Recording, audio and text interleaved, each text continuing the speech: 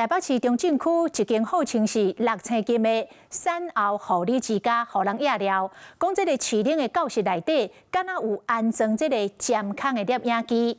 警方到場搜索，發現有麥克甲線路，但是並無找到針孔。負責人發冤枉，講迄是廢棄的線材，並無連接到任何的攝影機。不過，也是有真濟疑點。 太扯了吧！針焊甲外殼拆開，民眾唔敢相信手頭這粒偵煙器，甲進前機密診所標出偷翕的針孔，敢若是同一款。互人野料的竟然是有6千級水準的瑞芬產後護理之家。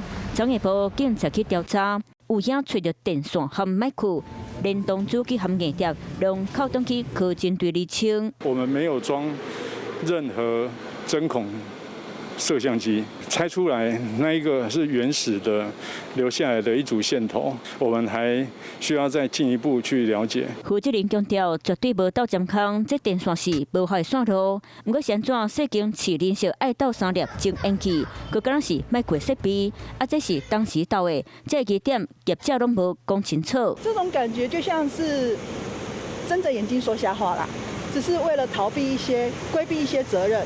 所以他才硬是狡辯。配置的時候，如果啦是刻意要配置監視器的話，基本上就都是配電源線的啊。如果真的是要配置聲煙線的話，那個就不一樣了。如果一間小房間的話，其實基本上至終點最高點1顆而已啦。雖然業者趕緊跳出來駁回，不過就叫網友抓到，甲進前愛爾里國立中心或者新名閣同款，為枕頭的標題含3段新名內容，敢若改名稱含時間，互人美無生氣。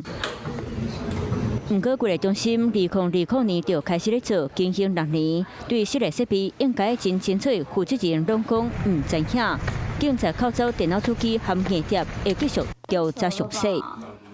Hello， 大家好，我是林文。想要搶先掌握最及時的新聞資訊嗎？趕快訂閱、按讚、開啟小鈴鐺，鎖定華視新聞的 YouTube 頻道。